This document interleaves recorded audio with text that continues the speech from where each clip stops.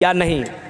नबी अकरम की ज़िंदगी में अल्लाह के नबी नमाज ईदगाह में पढ़ाते थे और औरतों को भी आपने ईदगाह में जाने के लिए आपने फोर्स किया और औरतें जाया करती थी। जो औरतें हैज़ की हालत में होती थी, नापाकी की हालत में, उनके बारे में भी अल्लाह के नबी कहते थे वो भी ईदगाह के पास आए, बाहर रहें, ईद की नमाज न पढ़ें, लेकिन वो दुआ के अंदर औरतें भी शामिल रहें। पहला।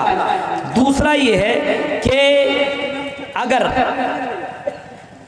नबी की सुन्नत ही की इत्तिबा करनी होगी। मर्द की नमाज जहाँ हो रही है, बगल में आप औरतों की नमाज बनवाइए। आपकी यहाँ इतनी जगह हैं, अब औरतें मस्जिद के अंदर नमाज पढ़ रही है और मर्द हजरात ईदगाह में नमाज पढ़ रहे हैं। ये तो कहीं कुरान हदीस में है ही नहीं भाई, कहीं है ही नहीं। आप अगर मस्जिद में नमाज पढ़ भी रहे हैं, वो भी मजबूरी में, बारिश हो रही हो, आप नहीं जा सकते ईदगाह, तब मस्जिद में नमाज आप पढ़ें। और आप पढ़ेंगे, वहाँ पढ़ेंगी औरतें, मस्जिद में नमाज नहीं होगी। सुन लीजिए, मेरे इल्म के मुताबिक मैं ये फतवा दे रहा हूँ कि औरतें जो मस्जिदों के अंदर नमाज पढ़ती है, ईदगाह में खुद पढ़ाती है, इमाम बनी हुई है, ऐसा नहीं होना चाहिए। मर्द हजरात जहाँ नमाज पढ़ते हैं उसके बगल में उसके लिए पर्दे का इंतज़ाम किया जाए, और जिनके पास चादर ना हो, ओढ़नी ना हो, उनके लिए दूसरी बहन उसको ओढ़नी दें और उसको ईदगाह में लेकर के जाएं। तब आपकी ईद की नमाज में वो सवाब मिलेगा जो अल्लाह के नबी सल्लल्लाहु अलैहि वसल्लम ने फरमाया कि फरिश्ते उनके लिए दुआएं मग़फ़िरत करते हैं, जो हाजिर हैं सबको अल्लाह ताला माफ़ फरमाता है। एक ये है सवाल। दूसरा सवाल, बहुत सवाल नहीं भाई, दूसरे ये कोई हिंदी में लिखा है, इतना तो हमारा हिंदी है सही नहीं। जनाब दहेज वाला रुपया, जनाब दहेज वाला रुपया क्या है भाई, पढ़ के बताओ। हिंदी लिखने वाला या लिखने वाली अगर हो तो अच्छे से लिखो यार।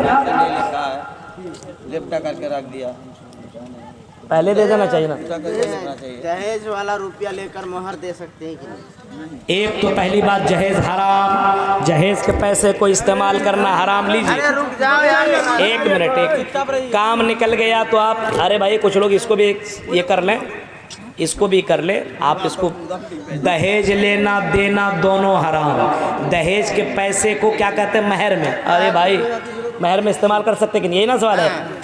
बिल्कुल नहीं, हराम, नाजायज़। और दहेज वाला अगर महर इस्तेमाल करता है तो अभी आपकी बीवी जायज़ ही नहीं होगी, वो महर, वो तो हराम पैसा हो गया ना। हलाल चीज़ आप इस्तेमाल कर रहे हैं, यानी आपकी बीवी को हलाल करने के लिए हलाल पैसा देना पड़ेगा, हराम पैसा नहीं। और आपको पहली बात जहेज़ लेना ही गलत है। जो लेता है सुन्नत के ख़िलाफ़, इस्लाम के ख़िलाफ़, इस्लाम का मजाक उड़ा रहा है। और महर ऑन स्पॉट दीजिए आप, ये नहीं बाद में दे देंगे, बाद में कब देंगे कोई गारंटी नहीं है। और मेरी बहन आप बहुत कीमती हैं, अपने आप को मर्दों के लिए इतना जल्दी कुर्बानी मत दीजिए। महर अदा कीजिए, वो आपका हक है, और आप पहली रात अपना हक अदा कीजिए, अपना हक लीजिए। उसके बाद अपने आप को अपने शौहर के लिए आप हिबा कीजिए, कुर्बान कीजिए। लेकिन जब तक जो शौहर ना दें, आप अपने आप को बताइए कि मेरा मकाम क्या है, इसको आप बताइए।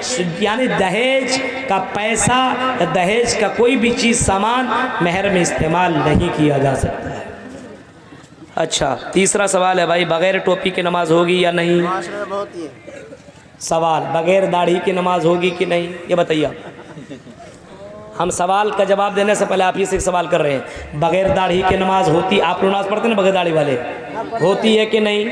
जब बगैर दढ़िया की नमाज हो जाएगी तो बगैर टोपिया की भी नमाज हो जाएगी। जाइए, जिस वक्त बगैर दाढ़ी की नमाज नहीं होगी उस वक्त बगैर टोपी की भी नमाज नहीं होगी। बगैर दाढ़ी छिला करके पहुंच गया, जींस और टी शर्ट में पिछवाड़ा पूरा दिख रहा, नमाज हो जाती है। हाँ, और आप ऐसे पोजीशन में बाल कटा करके कौवे की चोंचे की तरह, ऐसा लगता है किसी कौवे ने चोंचे मार करके आपके बाल को काट दिया, स्टाइल इसमें जाते हैं और नमाज पढ़ लेते, नमाज हो जाए। टोपी होनी चाहिए मेरे भाइयों, दाढ़ी नहीं होनी चाहिए। बगैर टोपी की नमाज हो जाएगी, बिल्कुल।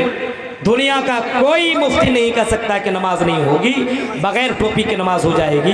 लेकिन एक खूबसूरती है, नमाज के अंदर आदमी को खूबसूरत बनने का हुक्म दिया गया है। अल्लाह के नबी फरमाते हैं, इन्नल्लाह जमीलुन युहिब्बुल जमाल, अल्लाह खूबसूरत है और खूबसूरती को पसंद करता है। इस वजह से अल्लाह के सामने जा रहे हैं, खूबसूरत बन करके जाना चाहिए। मस्जिद हरम जाइए, आप मक्का जाइए, जो लोग नमाज पढ़ने के लिए जाते हैं पूरा जुब्बा में, पूरा ये शिरवान, ये पूरा ये ओढ़ करके जाते हैं, ऐसा लगता है कोई दूल्हा बन करके आ रहा है। मेरे भाइयों, तो नमाज पढ़ने के लिए जाते हैं तो अपने आप को खूबसूरत बना करके जाइए। और हमारे यहाँ खूबसूरती इसी को है भाई, टोपी कुर्ता पाजामे में जाएगा तो आदमी खूबसूरत लगता है।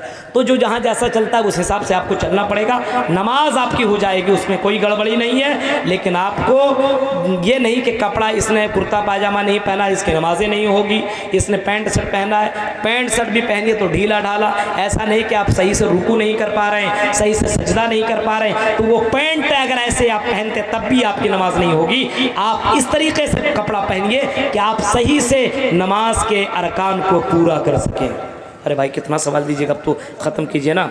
हम देवबंदियों के पीछे ईद की नमाज़ पढ़ते हैं, तो क्या इसी हालत में कोई एक मर्द औरत कोई ईद की नमाज़ पढ़ा सकेगी या नहीं? नहीं पढ़ा सकेगी। लीजिए, जब कौन मर्द, कोई एक मर्द, हाँ भाई, औरतें मर्द को देखिए, पहली बात तो ये है कि औरतें एक ही ईदगाह में नमाज़ पढ़ें। आप दो से वही कीजिए, सिस्टम बनाइए, बीच में वो दे दीजिए, एक तरफ औरत नमाज़ पढ़े, एक तरफ मर्द नमाज़ पढ़े, और एक ही मर्द नमाज़ पढ़ाएं, पहला।